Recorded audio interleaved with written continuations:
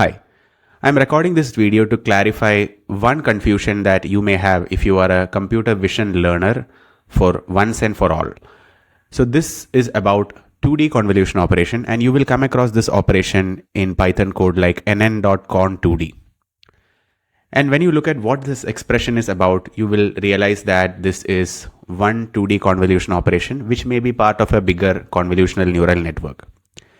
Now you may get confused about certain number of these parameters that are passed as arguments. That is easier thing to clarify, which I will do first. But the more important thing is here, what exactly does the input look like to this 2D convolution, and what exactly is the output? What are the dimensions, and how many learnable parameters does this particular 2D convolution create in the whole convolutional neural network? Because at the end of the day, if you want smaller neural networks, the total number of learnable parameters should be small. And these 2D convolution operations, of course, contribute to a good number of learnable parameters if you are working with a CNN. So if you want a small, lightweight CNN, you should know what is happening in this line of code. So let us look at that one by one.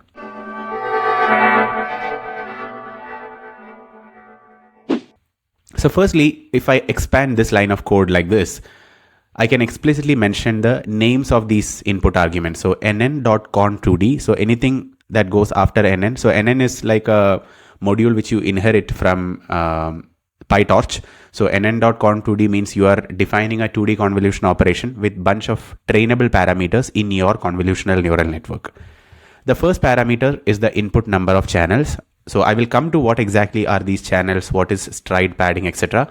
But let's first look at the definition. Number of channels in the input, that is this. Number of channels in the output, that is this. The size of the kernel or size of the filter, 2D convolution filter, that is 3. Stride is 1. Padding is 0. And bias equal to false. So when you just read this line, it feels like, okay, now I understand what are these different arguments. Sounds simple. But now if you were to imagine what the input size of the input image or input looks like, and how does the dimension of the output looks like after this 2D convolution, that is where true confusion begins. So let's go through a simple example first, and then we will come back to this formula. Let's say I have an image, and say this image is 9 by 9. So spatial dimension is 9 by 9. It has 3 filters, RGB filters. So the channel dimension is 3. Now, if I am operating a convolution filter through this input, so now my input is 9 by 9 and there are 3 channels. So maybe I can write it as 3 by 9 by 9, where 3 is the number of channels, 9 by 9 is the height and width. So the input number of channels should be equal to the total number of channels in my filter. So if my filter is size 3 by 3, so kernel size is 3 by 3, the total number of channels in my filter also should be equal to input number of channels. So here input channels is 3, which means the total number of channels in my filter should also be 3. So now what happens? How does this filter operate on this particular image input? The way it does is the following. Let me just drag and drop this here. So now the filter will start from here, top left. Then based on the stride, it will move to the next location, next location, next location, and so on. So let's say there is no padding. If the image is not padded with any extra pixels, I have now 3 by 3 filter, and I have 9 by 9 spatial dimension. And if the stride is 1, meaning each time my filter will jump 1 pixel. Okay. So then it will jump by 1 pixel, it will jump by another pixel, it will jump by another pixel. Like that, how many jumps can I make? I can make as many jumps as I reach this right hand side end. Then it will go to the next row, and then again it will jump 1 pixel, 1 pixel, 1 pixel, and it will reach here, and so on till it covers the whole set of XY pixels in my input. This is how convolution works. Now, if I have 9 by 9 as the input spatial dimension and 3 by 3 as the kernel size, I can only occupy total 7 positions, because this is my position number 1, then this is position number 2, position number 3, and so on. And by the time you occupy the position number 7, my filters would have reached the rightmost end. So along the horizontal, dimension, I can occupy 7 positions. Along the vertical dimension, I can occupy 7 positions, which means the spatial dimension of my output will shrink. This is because there is no padding. So my spatial dimension of the output will shrink to become 7 by 7. Now the question is, okay, spatial dimension will shrink. That is understood. But what about the number of channels in the output? Are we going to have one channel in the output, or are we going to have 3 channels in the output? This is where most of you may get confused. You might think that because your filter has 3 channels, at the output you may have 3 channels as well. But that is not the case. Here output will have only one channel, because the convolution operation, the way it works is, let's say this is 3 by 3, right? Then this is how it will look like. There are 9 values of pixels behind this convolution filter, and that filter itself have some values. So those values will get multiplied and added. Same operation happens in channel number 2 and channel number 3, and then all of them will get added. So basically, to produce a 1 pixel output value at the output, because here at the output I simply will have 1 pixel as a result of this 3 channel filter operating across the RGB channels, I will simply get 1 pixel output, and that output will be the weighted sum of the pixel values according to the filter in channel number 1 plus weighted sum of the pixel values with the corresponding filter values in channel number 2 plus weighted sum of the pixel values with the filter values in channel number 3. So basically you are adding all of them to produce just one single number. So that one single number, let's say it is 26, it will occupy this pixel. Like that, I will have 7 pixels along the row and 7 pixels along the column to produce 1 by 7 by 7 output. I have one channel for the output. I have 7 as the spatial dimension along the width and 7 as the spatial dimension along the height. So now let me delete this and let me take another example. So what if I did not want my channel dimension to shrink, because here channel dimension became 1 instead of 3. What if I did not want that to happen? What could I do? What I need is, now instead of having 3 filters, instead of having 1 filter with 3 channels, I should have 3 filters with 3 channels. So let me move this filter here. So I should have filter number 1, filter number 2, and filter number 3. So now we have 3 filters. Each filter has kernel size 3 by 3, and each filter has total number of channels 3. Now what will happen is output will not be 1 channel anymore. Output will actually be 3 channels. So channel number 1, let me just copy paste this.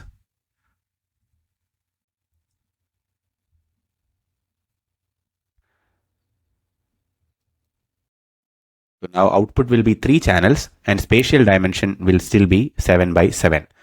Because my kernel has not changed, padding has not changed, and stride has not changed. Only thing that is changed is the total number of filters. So now this will be 3 by 7 by 7. And who is responsible for my channel number 1? So this is channel number 1. This is channel number 2. And this is channel number 3. So now filter 1 is responsible for channel 1. Filter 1 is this whole thing. This is responsible for channel 1. Filter 2 is responsible for producing the values in channel 2, and filter 3 is responsible for channel 3. So just to reiterate, the total number of channels in the output will be equal to total number of filters. So now if you go back to this formula, here kernel size is 3 by 3, input number of channels is 3. What this means is the image at the input will have only 1 channel. So it would look like a grayscale image. But if it's not even an image, if it's like an abstract features, that feature will have just 1 channel. Spatial dimension will be whatever. And if output channels is equal to 1, that means you have only 1 filter. Kernel size is 3. It means your filter dimension is 3 by 3. Stride is equal to 1. Padding equal to 0. Bias equal to false. So now based on this, let's try to calculate how many learnable parameters would be there. So to this example, we will come in a moment. But based on this example, based on my 9 by 9 input, based on 0 padding, stride equal to 1, 3 filters at the 3 channels at the output, and you have 3 separate filters. Each filter has 3 channels. based on this, how many learnable parameters are there? Let's also assume that there is no bias. Okay. So the total number of learnable parameters will be in each channel, in each filter. So you have 3 learnable parameters along the height and 3 learnable parameters along the width. So total you have 9 learnable parameters here. You have 9 learnable parameters here. You have 9 here. So the total number of learnable parameters is equal to filter height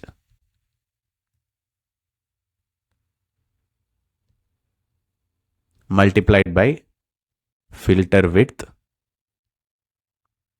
multiplied by number of channels in the filter. So I can call that as filter channels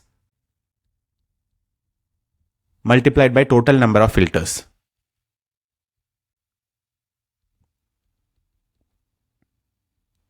Here everything is 3. Filter height is 3, width is 3 because your kernel size is 3 by 3. Number of channels is also 3 because the input number of channels is 3. Total number of filters is also 3 because we have defined the output to be having 3 channels. So totally this will be 3 times 3, 9, 9 times 9. So total this will be 81. So total number of learnable parameters introduced by this particular operation will be 81. How will this look like when I'm writing in Python code? nn.conv2d. Input is how many? 3 channels in the input, 3 in the output. Kernel size is 3. Stride is 1. Padding is 0. Bias is false. I think padding comes at the last, right? Yeah, padding comes, last as in just before bias. Okay, so this is how you will write the nn.conv2d formula for this particular layer of the convolutional neural network. And this layer introduces 81 learnable parameters. Now, what if my bias was not false? What if this was true? How many additional learnable parameters will this bias introduce? So bias is added after my filter application is done. So this filter number 1 will have 1 bias because filter number 1 is finally producing 1 pixel output. So this whole filter will produce 1 output, which is this first, and then this filter, it will correspondingly produce this output, and third filter will correspondingly produce this output. Then it will move to the next stride position, right? So there will be 1 bias associated with filter number 1, 1 bias associated with filter number 2, and 1 bias associated with filter number 3. So total number of learnable bias parameters will be equal to total number of filters. So that will be 81 plus 3 because total number of filters is 3. So total number of learnable parameters will be 84 in this case. Now let's take one more example just to make sure that we understand this very clearly. Let's say, so I'm going to delete this. I will just keep 3-channel filter at the input so that my filter is 3 by 3 with 3 channels. Okay. So let's say my input is remaining the same. I don't want my output to shrink in spatial dimension. My output dimension should be 9 by 9, but I want my output to be just actually to be 6 channels. I don't want the output channel dimension to remain the same. I want the channel dimension to increase, maybe to capture more abstract features or something from the output. So from the input. So I'll just copy paste this here. My output should look somewhat like this. Let me put a different color. Let's say this is how my output should look like, where spatial dimension is remaining to be 9 by 9 and channel dimension is becoming 6. So now what should be the case? I should have each filter like this. One filter will take care of channel number 1. Another filter will take care of channel number 2. So total number of filters should be, I should have 6 filters like this.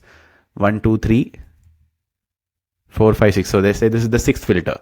Filter number 1 with 3 channels will take care of this channel output.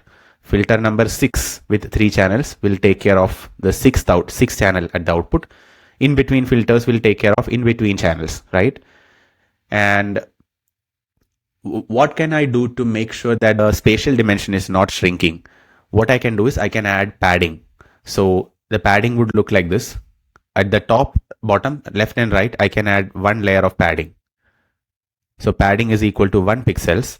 Now what will happen is, earlier when the pixel size was 9 by 9, it shrunk to 7 by 7 when my stride was 1 and padding was 0.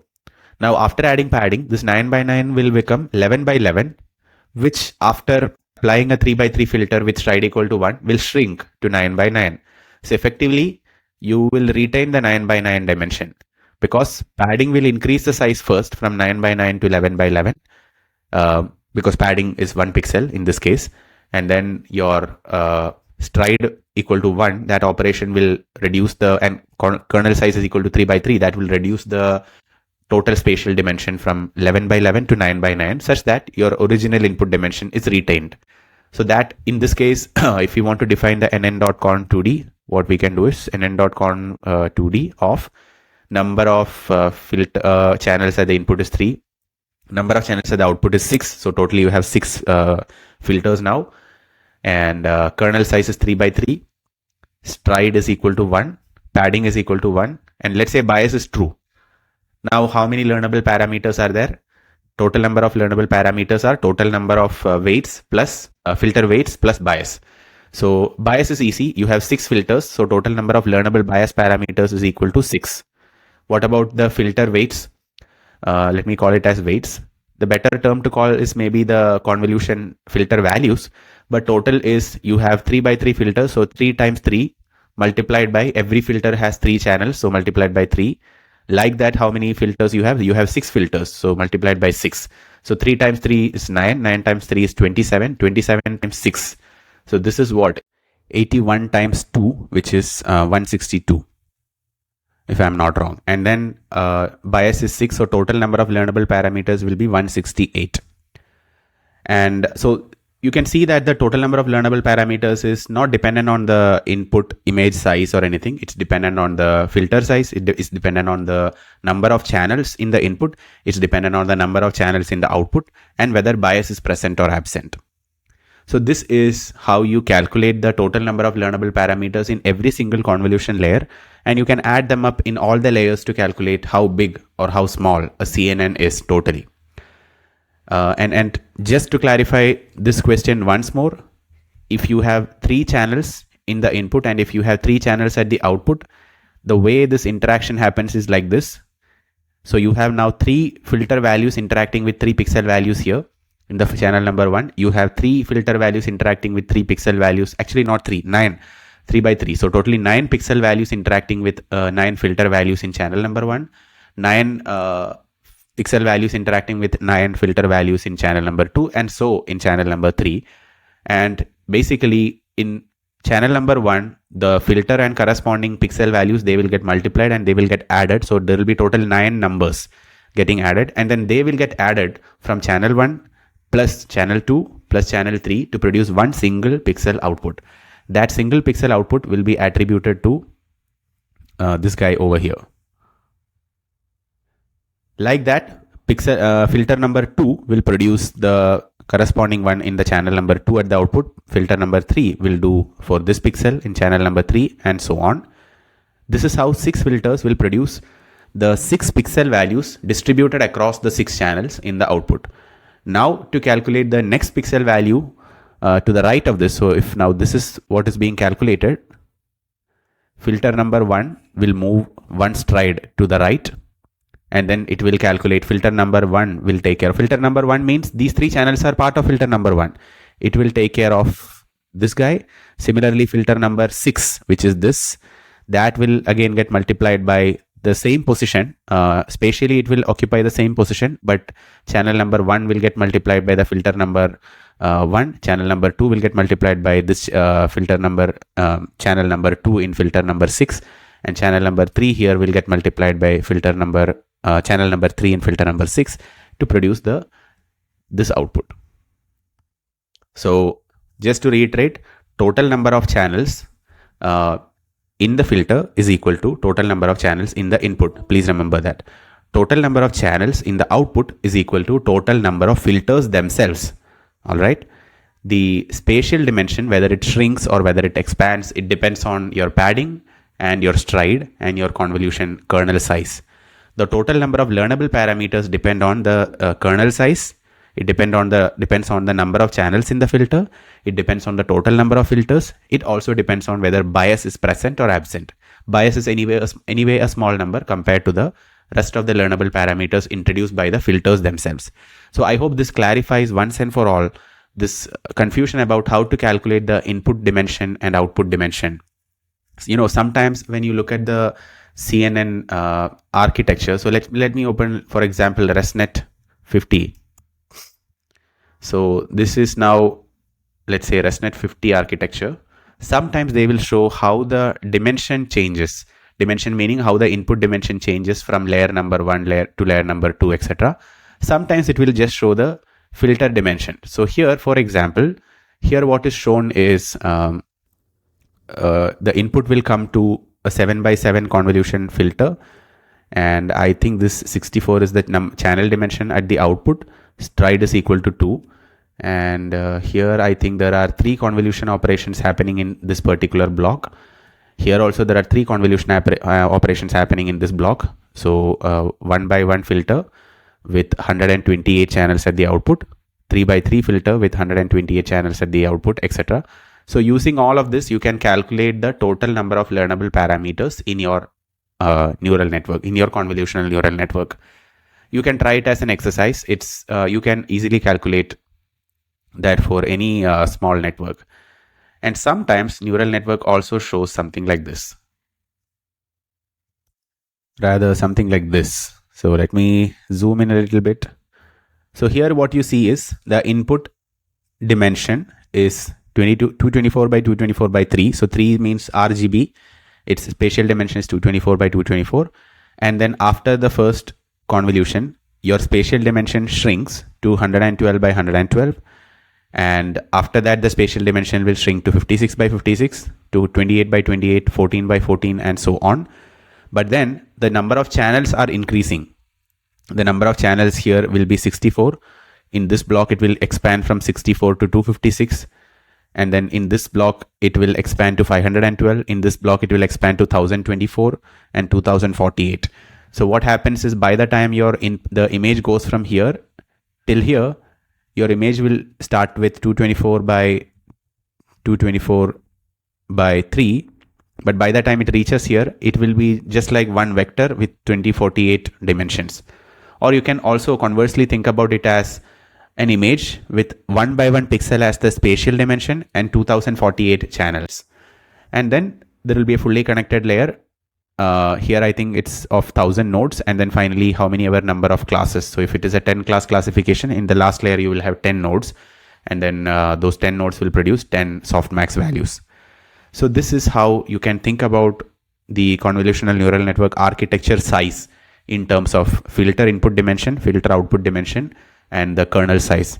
And the exact same basic calculation which I showed you, you can apply here to calculate the total number of learnable parameters in this architecture. And you can calculate whether it is 1 million or 5 million or 30 million parameters in your CNN architecture.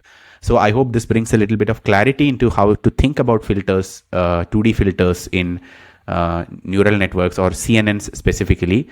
And I hope now you understand the logic behind somebody writing a small line of code. So this one single line of code, which is seemingly trivial, has a lot of story going behind it. So I hope now this line of code is completely clear for you. Let me know your thoughts, and I'll be happy to see how your understanding has changed at the end of this video.